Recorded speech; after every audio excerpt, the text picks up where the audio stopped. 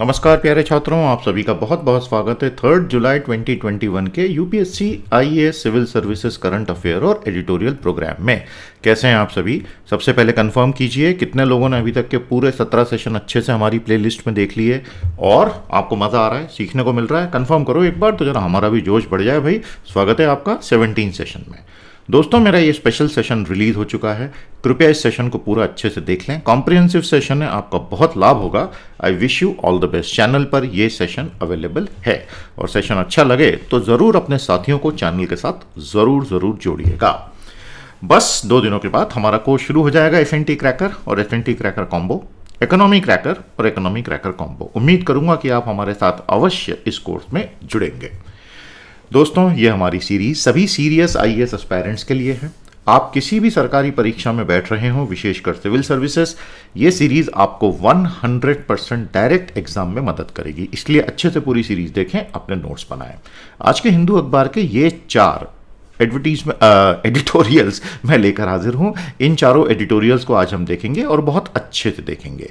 तो जो पहला एडिटोरियल है वो होगा यूरोपियन यूनियन का ग्रीन पास, दूसरा होगा बच्चों के पास इंटरनेट का नहीं होना, तीसरा होगा चाइना में जो दिक्कतें आ रही हैं और उसका जो एक एक्सटर्नल मैनिफेस्टेशन हो रहा है, और चौथा रूरल एरियाज में सोलर एनर्जी पहुंचाने के नए तरीके। बहुत प्यारे चारों के चारों एडिटोरियल हैं और चारों ही एग्जाम ओरिएंटेड हैं। I hope it really helps you. Shall I begin? The very first editorial is here, hints of close minded illogic in EU call.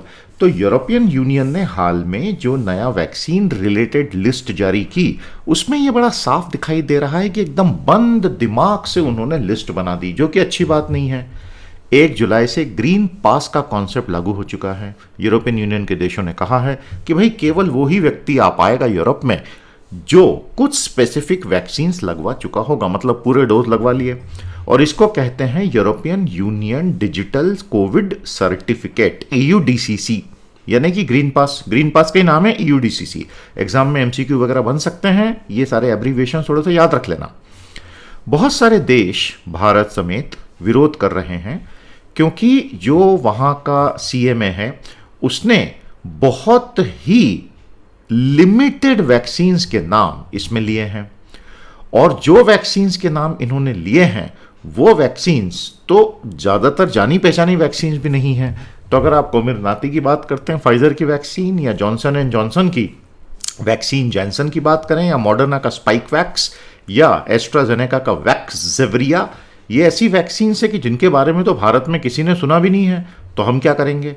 तो प्यारे दोस्तों, इन वैक्सीन्स को नहीं लेकर उन्होंने, हमारी जो कोविशील्ड को वैक्सीन है उनको नहीं लेकर, पूरे भारतवर्ष के लोगों को यूरोपियन यूनियन पर आने में ही उन्होंने पूरी तरह से प्रतिबंध लगा दिया है। अब यहाँ पे ये वर्ड आया था CMA। CMA का मतलब होता है कंडीशनल मार्केटिंग ऑथराइजेशन। तो कोविशील्ड और कोवैक्सीन नहीं है, उसी तरह रूस का स्पुतनिक और चाइना का साइनोवैक भी नहीं है। तो ये जो वैक्सीन्स यहाँ मैंने अभी नाम पढ़ के आपको बताए, ये यूरोप की हैं या उत्तर अमेरिका की है। तो ये तो एक तरह का नस्लवादी हुआ। और ये जो लिस्ट बनाई थी यूरोपियन मेडिसिन एजेंसी ने बनाई, तो उसने मतलब उठ के ये देखा भी नहीं कि भाई दरवाजे के बाहर और कौन कौन सी वैक्सीनें लग रही हैं दुनिया में।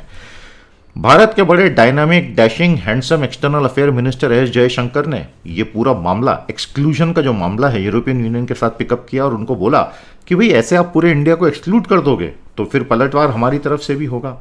और विशेष तौर पर यह बोला कि कोविशील्ड को अगर वर्ल्ड हेल्थ ऑर्गेनाइजेशन ने अप्रूव किया है और वो भी एस्ट्राजेनेका का बना हुआ है, तो आप कम से कम कोविशील्ड को तो अप्रूव करो। लॉजिक ये था कि इस तरह से तो पूरा का पूरा वैश्विक दक्षिण जो है, ग्लोबल साउथ, यानी कि डेवलपिंग और अंडर डेवलप्ड नेशंस जो हैं, वहाँ तो वैसे भी ज़्यादातर लोगों का वैक्सीनेशन हुआ नहीं है और लिमिटेड एक्सेस है वैक्सीन्स का, तो वो तो सारे के सारे आप मेन स्ट्रीम से बाहर कर रहे हो। अफ्रीका ने बहुत आपत्ति ली क्योंकि कोविशील्ड भारत में जो बनता है SII में मैन्युफैक्चर होता है, वही कोवैक्स अलायंस का मुख्य वैक्सीन, और उस वजह से अफ्रीका को बहुत दिक्कत भी आ रही है, इन्फेक्शन रेट्स भी तेज़ी से बढ़ रहे हैं। वो एक अलग मुद्दा है। EMA जो है प्यारे दोस्तों, इस EMA ने, यूरोपियन मेडिसिन एजेंसी ने, यह स्पष्ट कर दिया कि हम कोई इंडिविजुअल यूरोपियन देशों को रोक नहीं रहे हैं। अगर कोई एक देश, मान लो ऑस्ट्रिया, वो ये बोलता है कि मुझे हिंदुस्तानियों को अलाउ करने में दिक्कत नहीं जिन्होंने कोविशील्ड या कोवैक्सीन लगवा लिया, तो हम नहीं रोकेंगे। वो हर देश अपना अपना देख ले, उसका डिस्क्रिशन है, विवेकाधिकार है। तो भारत ने बहुत हल्के से एक बिल्कुल मीठी धमकी दी कि देखो यार, अगर ऐसा करोगे तो जब तुम्हारे लोग भारत आएंगे तो फिर हमको भी उनको ज़बरदस्ती क्वारंटीन में अब डालना ही पड़ेगा। तो उसके बाद कई लोगों ने हाँ भी बोल दिया। तो basically we were able to forcefully prize open the travel, which is good. तो ये अच्छी खबर है। और समस्या लेकिन एक दूसरी है, बहुत सारे यूरोप के देश नॉन एसेंशियल ट्रैवलर्स को तो अलाउ कर ही नहीं रहे हैं। और ये जो भारत से निकला हुआ डेल्टा वेरिएंट है, पूरी दुनिया में अभी जो नए स्पाइक्स का कारण बना है, उसकी वजह से रिस्ट्रिक्शंस और बढ़ते चले जा रहे हैं। कोवैक्सीन को WHO का क्लियरेंस अभी मिला ही नहीं है। और बहुत सारे देश आने वाले समय में, ये अनरिलेटेड इशू है, ये एक अलग मुद्दा है, बॉर्डर कंट्रोल बढ़ाने वाले हैं और वैक्सीन पासपोर्ट लाने वाले हैं और क्वारंटीन लंबी हो रही है। क्योंकि क्या हुआ पिछले 30 दिनों में दुनिया भर के देशों में जिस तरह से वेरिएंट्स फैल रहे हैं, तो अब लोगों को बहुत डर लग रहा है। तो मतलब ये प्रॉब्लम खत्म नहीं हुआ, ये प्रॉब्लम हो सकता है अभी 12 से 16 महीने चलता रहे। समझ में आया दोस्तों? मेरा असेसमेंट है कि दिसंबर 2022 तक ही खत्म होगा, होते होते समय लग रहा है, क्योंकि फैलने बहुत दे दिया ना पूरी दुनिया ने। The only action point now is vaccinate more people faster, as only 4.4% Indians are fully vaccinated today। तो ऐसा करके ही हम जल्दी से जल्दी अपने लोगों का और दुनिया का विश्वास जीत पाएंगे। समझ में आ गया आपको? तो आपको क्या लगता है कि ये एक बहुत ही ज़्यादा अविवेकपूर्ण निर्णय रहा या इसके पीछे कोई सोच थी? और आपको क्या लगता है दोस्तों कि ये जो डेल्टा वेरिएंट सब तरफ फैल रहा है, और क्या नए नए वेरिएंट्स आएंगे? आप अपने स्पेसिफिक एरिया में भी क्या स्थिति देख रहे हैं, ज़रूर कुछ ना कुछ हमारे साथ शेयर कीजिएगा। एग्जाम रेलेवेंट मैंने नीचे भी टैग लगा दिए हैं, इसको आप देख लीजिएगा। ये जो एडिट है और इससे जुड़ी बातें आपको इन पेपर्स में काम आ सकती हैं। आज का दूसरा हमारा जो एनालिसिस है, आज का स्पेसिफिक इंटरनेट की गैर उपलब्धता से पैदा होने वाला करोड़ों बच्चों की शिक्षा में विघ्न, नेट लॉस। टाइटल कितना अच्छा है, नेट लॉस। नेट लॉस यानी विशुद्ध नुकसान, लेकिन यहां नेट से आशय है इंटरनेट। करोड़ों बच्चे जो हैं they are falling through the net. हम कहते हैं ना फॉलिंग थ्रू द क्रैक्स, तो यहां they are falling through the net, क्योंकि नेट ही नहीं है। देखिए बहुत सीधी सी बात है, भारत में 50, 60, 70% स्कूली बच्चे ऐसे हैं, टोटल स्कूली बच्चों में, जिनके घरों में ना तो डिवाइसेस हैं, ना स्मार्ट डिवाइसेस हैं, ना लैपटॉप्स हैं, ना बड़ी स्क्रीन के मोबाइल हैं, ना 4G इंटरनेट है। और उन्हें यह उम्मीद की जा रही है कि आप वर्चुअल लर्निंग में सब कुछ पढ़ लोगे। तो कहीं ना कहीं सरकार को जागने की जरूरत है, और यह जगाने का काम भी सरकार खुद को खुद ही कर रही है। कैसे? भारतीय स्कूलों में जो डिजिटल डिवाइड है, यानी haves versus have not, digital haves versus digital have nots, बहुत भयानक हो गई है। क्योंकि बहुत से स्कूलों में ना कंप्यूटर है, ना इंटरनेट है। और ये किसने बताया? शिक्षा मंत्रालय का unified district information system for education plus, UDISE+ ने 2019-20 का डेटा। और ये तो पैंडेमिक से पहले का डेटा है। पैंडेमिक में तो क्या हालत हो गई होगी सोचो। तो 2019-20 का डेटा बताता है कि हालात बहुत खराब थे। हाइब्रिड लर्निंग, जिसका मतलब होता है कि बच्चा ऑनलाइन घर पे पढ़ेगा और एक ने एक दिन ऑफलाइन आके उसको बाकी का हम स्कूल में सब कुछ कंप्लीट करवा देंगे। हाइब्रिड लर्निंग की वजह से ये जो सारी प्रॉब्लम है, कंप्यूटर और इंटरनेट नहीं होना, ये प्रॉब्लम बड़े महत्वपूर्ण हो गए हैं। क्योंकि पैंडेमिक आने से पहले भी भारतीय स्कूलों में इंफ्रास्ट्रक्चर को लेके जो सोच थी वो ये थी कि क्या बड़े बड़े घास के मैदान हैं, क्या अच्छे स्कूल्स में जो हमारी क्लासरूम्स हैं, अच्छी डेस्क हैं, अच्छे टेबल्स हैं, क्या टॉयलेट्स बराबर चल रहे हैं, पानी बराबर बह रहा है, क्या खूबसूरत असेंबली के लिए बिल्डिंग्स वगैरह हैं, इस तरह की सारी चीज़ें। अच्छा, उसमें कोई बुराई नहीं है, वो उस समय के लिए बिल्कुल ठीक था। लेकिन पैंडेमिक ने सब कुछ बदल दिया। आपको बात समझ में आ रही है? अब आप देखिए, पिछले 16 महीनों से भारत के सारे स्कूल बंद हैं। लेकिन एक दूसरा एंगल बता रहा हूँ, भारत के कितने बड़े बड़े स्कूलों ने अपनी फीस में छूट दी, या सरकार ने आधिकारिक तौर पर फीस में छूट दिलवाई। आज अगर स्कूल बंद है और ज़्यादातर टीचर्स को या तो स्कूलों ने हटा ही दिया है या उनकी सैलरीज कम कर दी है, और रनिंग एक्सपेंसेस प्रैक्टिकली 90% डाउन हो गए हैं, तो क्या पेरेंट्स की बच्चों की फीस में ज़बरदस्त कटौती नहीं होनी चाहिए? लेकिन ये ऐसे मुद्दे हैं कि जिस पे कोई सोच ही नहीं रहा है। तो ये कमाल का गवर्नेंस है भैया हमारे देश का।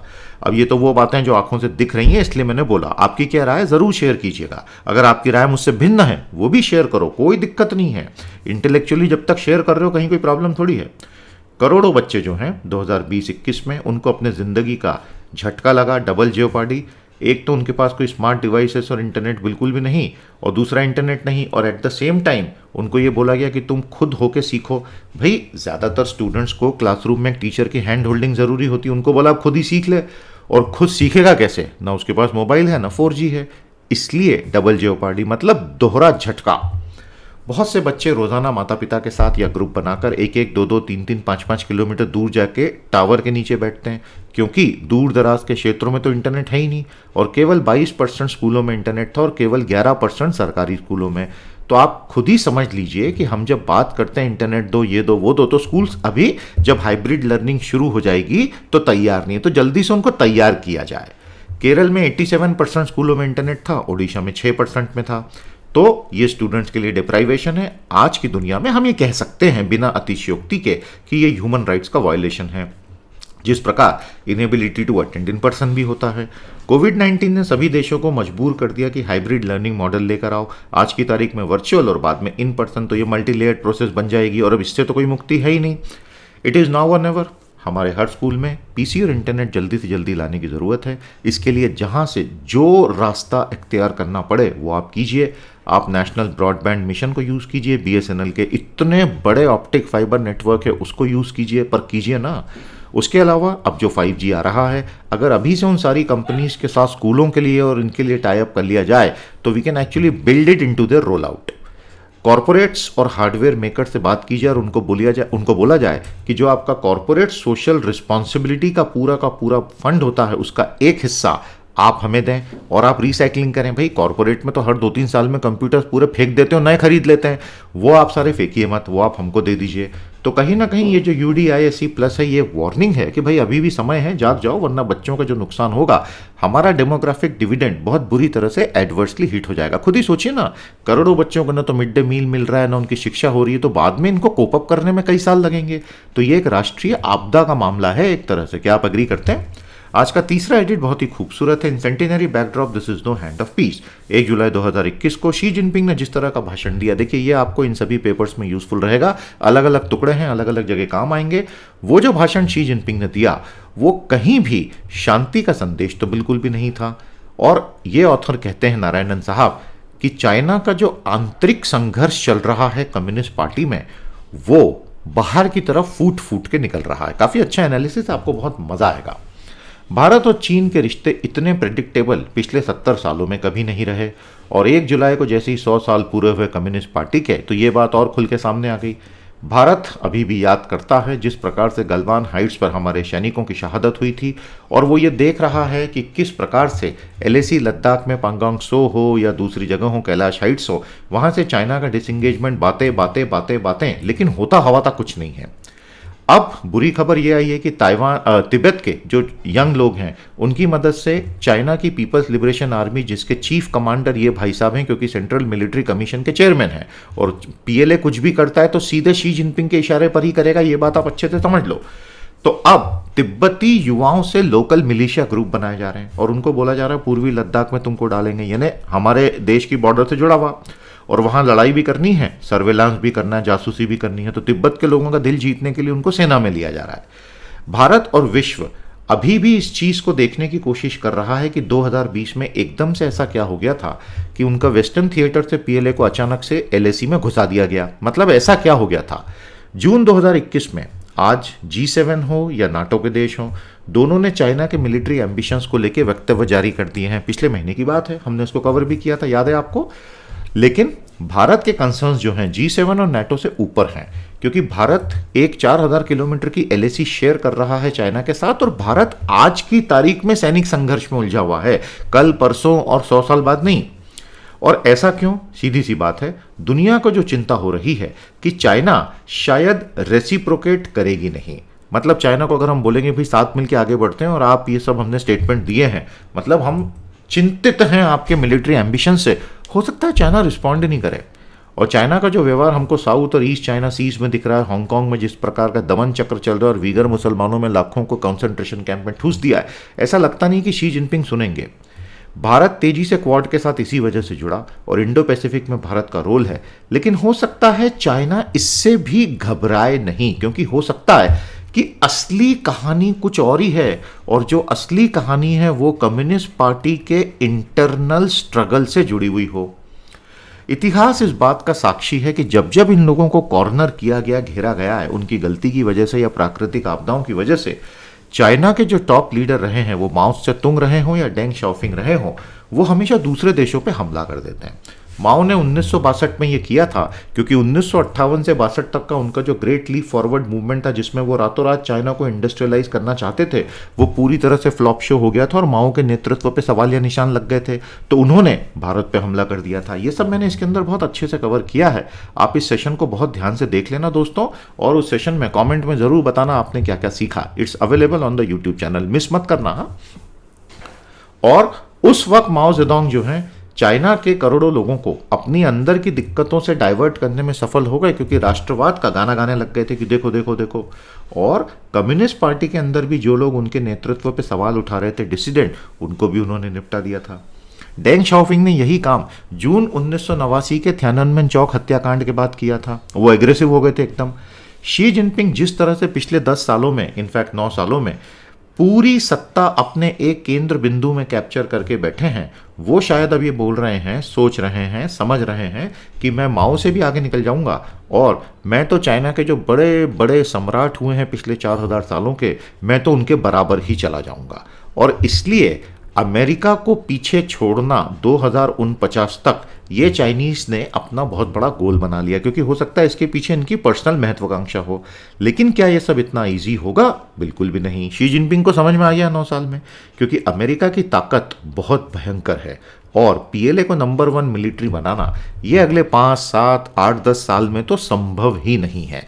पीएनए ने लद्दाख में जून 2020 में जब भारतीय सेना ने बहुत कड़ा प्रतिरोध किया, एक बात बहुत अच्छे से समझ ली, मैकेनाइजेशन अभी 100% नहीं हुआ है, और 2027 का गोल जब पीएलए के 100 साल हो जाएंगे, तब तक पूरा मैकेनाइजेशन करना संभव ही नहीं है। ये शी जिनपिंग को समझ में आ गया है। और क्योंकि शी जिनपिंग हर चीज़ के चेयरमैन है, हर चीज़ का कंट्रोल करते हैं, तो लोग सवाल भी तो उन्हीं से करेंगे ना, और इससे वो घबरा रहे हैं। शी का सपना यह है कि पूरी की पूरी वर्ल्ड इकोनॉमी इस प्रकार से रीमेक कर दी जाए कि जो Chinese dream, quote unquote Chinese dream है, वो और ऊंची चली जाए। और उसके लिए वो चाहते हैं कि चाइना की टेक्नोलॉजी, चाइना की आर्थिक ताकत का हम इस्तेमाल करें।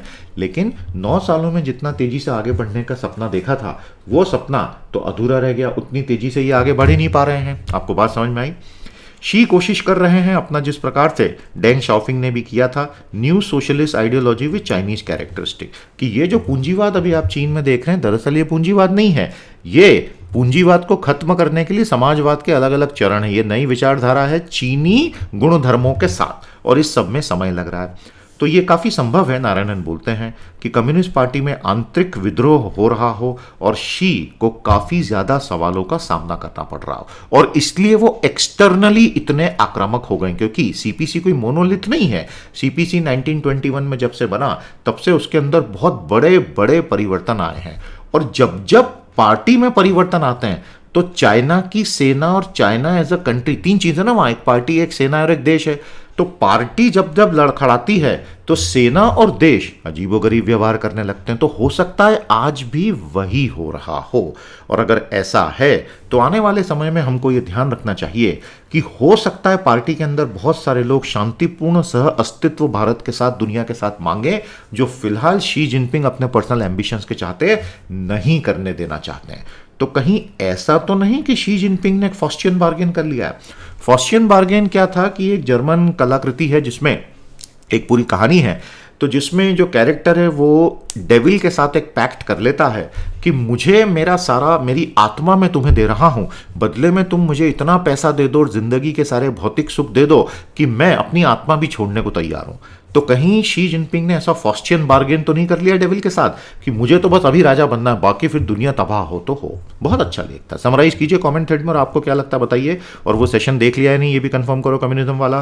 प्यारे दोस्तों, ये रही हमारी 4 प्लेलिस्टें, आप ही के लिए हैं, एग्जाम ओरिएंटेड हैं, अच्छे से देखते चलिएगा। आज का चौथा और आखिरी एडिटोरियल तैयार है, बहुत प्यारा एडिट है, कि ये जो अक्षय ऊर्जा की पूरी अप्रोच है, इस पर हमको एक फ्रेश थिंकिंग लगानी चाहिए, जिससे पूरे देश का, ग्रामीण लोगों का बहुत फायदा हो सकता है।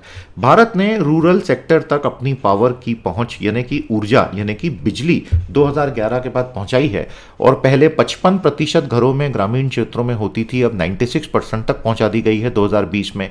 लेकिन अल्टीमेटली उस सब में एक बहुत बड़ा गड़बड़ था, और वो ये था कि उसकी परिभाषा है कितने लोग ग्रिड के साथ कनेक्टेड हैं। बिजली की जो मेन ग्रिड है वहां तक वायर कनेक्ट करने को कनेक्शन बोला जाता है, इलेक्ट्रिफिकेशन बोला जाता है। ये एक आवश्यक मेट्रिक तो है, मेट्रिक यानी मेजर करने का पैमाना, ये एक आवश्यक मेट्रिक तो है। लेकिन फिर इसमें क्या होता है, बहुत सारे दूर दराज के स्कूल, प्राइमरी हेल्थ सेंटर, यहां तक पावर कभी पहुंचती नहीं है, और पावर इन क्षेत्रों में बहुत अनरिलायबल भी होती है ग्रिड से कनेक्ट होने के बाद भी। राजस्थान का जो इलेक्ट्रिसिटी रेगुलेटरी कमीशन है, राजस्थान विद्युत विनियामक आयोग, उसने अच्छे सॉल्यूशन बताए हैं। अभी हाल ही में उसने एक ऑर्डर दिया है कि जो राजस्थान की 3 पावर वितरण कंपनियां, डिस्कॉम है, डिस्ट्रीब्यूशन कंपनियां हैं, वो सभी बिना विद्युत वाले सरकारी स्कूलों में सोलराइजेशन कर दे। सोलराइजेशन का मतलब होता है सौर ऊर्जा पहुंचा दो सोलर पैनल लगा के, और या सोलर पावर के ग्रिड से उसको कनेक्ट कर दो। इसका मतलब राजस्थान के 1500 ग्रामीण क्षेत्रों में रूफ टॉप सोलर पैनल आ जाएंगे, 15 मेगावाट की बिजली आ जाएगी। साथ ही साथ ये जो RERC है, इसने पूरे देश के लिए एक मिसाल कायम कर दी इस ऑर्डर से, क्योंकि उसने ये बोला है कि जो सोलर रूफ टॉप लगाओगे साथ में बैटरी का स्टोरेज भी लगा देना। तो ये बिल्कुल नया काम आ गया है। दुनिया में अब बैटरी स्टोरेज सस्ती होती जा रही है। तो रिन्यूएबल में जो लोग होते हैं ना कि जब सूरज चला जाएगा या हवा चलना बंद हो जाएगी तो सोलर और विंड पावर का क्या करेंगे, तो वो एक्सेस बैटरी में स्टोर होगी और वो उस वक्त रिलीज होगी, मतलब स्मूथ विदाउट एनी टर्बुलेंस आपको 24 घंटे बिजली मिल सकती है। और अगले 5 साल में ये पूरी तरह से हो जाएगा, इसमें कोई शक नहीं, टेक्नोलॉजी आ गई है। क्योंकि सरकारी स्कूल जो हैं पब्लिक स्पेसेस होती हैं, सार्वजनिक स्थल होते हैं ग्रामीण में, तो उससे क्या होगा कि अगर आपने वहां सोलराइजेशन किया तो जब अगर भयंकर सूखा पड़ता है या बाढ़ आती है या जो भी होता है, तूफान आता है, तो यहां लोग अपने आप को सुरक्षित रख सकते हैं। उसी तरह चुनाव के दौरान पोलिंग में अगर पूरे समय बिजली रहेगी सोलर वाली तो कितनी अच्छी बात होगी। बच्चों को मिड डे मील के लिए किचन चलाने में जो है वहां के अधिकारियों को दिक्कत नहीं आएगी, और टॉयलेट में मोटराइज वाटर पंप लगेंगे केवल स्कूलों के क्लासरूम्स में, नहीं बिजली पंखे के अलावा। RERC ने डिस्कॉम्स को बोल दिया है कि आप कॉर्पोरेट से मिलो और उनसे CSR फंडिंग सीख करो ताकि सोलराइजेशन हो सके। तो फिर से CSR आ गया आज के इसमें, कॉर्पोरेट सोशल रिस्पॉन्सिबिलिटी फंड होते हैं उसके लिए हर कंपनी में, बड़ी कंपनी में प्रॉफिट का एक निश्चित परसेंटेज कानून है भारत में। तो ऐसी पावर को इन डिस्कॉम्स के रिन्यूएबल परचेज ऑब्लिगेशन में काउंट कर लो तो काम भी बन जाता है। 2019 में राजस्थान ने 30 गीगावाट सोलर का टारगेट 2025 तक रखा है, अभी 5 हुआ है, मतलब आगे का रास्ता बहुत कठिन है। तो उस रास्ते से निकलने का ये तरीका बताया है कि आप दूर दराज में इस तरह के रूफटॉप सोलर में अगर जाओगे तो आपका ये 30 गीगावाट का टारगेट काफी हद तक पूरा हो सकता है। अब राजस्थान में नॉर्मल टेंडेंसी ये है सरकार की कि भारत का सबसे बड़ा एरिया क्षेत्रफल का राज्य है और बहुत बड़े बड़े ओपन लैंड स्पेसेस पार्सल्स हैं वहां पे, तो बड़ी बड़ी कंपनियों को बुला के बड़े बड़े सोलर पार्क लगाने में राजस्थान काफी अच्छा काम कर रहा है। लेकिन उससे ये प्रॉब्लम सॉल्व नहीं होगी रिमोट एरिया में बिजली पहुंचाने की। प्लस कॉन्सेंट्रेटेड सोलर पार्क्स में एक्सट्रीम वेदर में पूरी तबाही का भी खतरा बना रहता है। डिसेंट्रलाइज कर दोगे तो तबाही हमेशा लिमिटेड होने वाली है। तो तरीका एक ही है, रूफटॉप सोलर पैनल लगाओ primary health care centre, panchayat office, railway station, bus stop पे, और इसको कहते हैं क्लाइमेट प्रूफिंग। इससे क्या होगा, क्लाइमेट प्रूफ होगा ये लोग।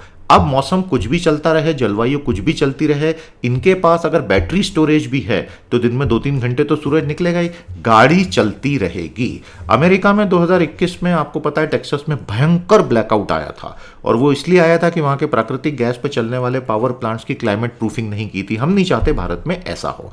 बड़ी कंपनियों को ये आइडियाज अच्छे नहीं लगेंगे क्योंकि इसमें प्रॉफिट उनके लिए ज्यादा नहीं है, लेकिन देश के लिए फायदे का सौदा है। और राजस्थान में क्योंकि सोलर रेडिएशन बहुत ज्यादा है तो let it be role model example for everyone.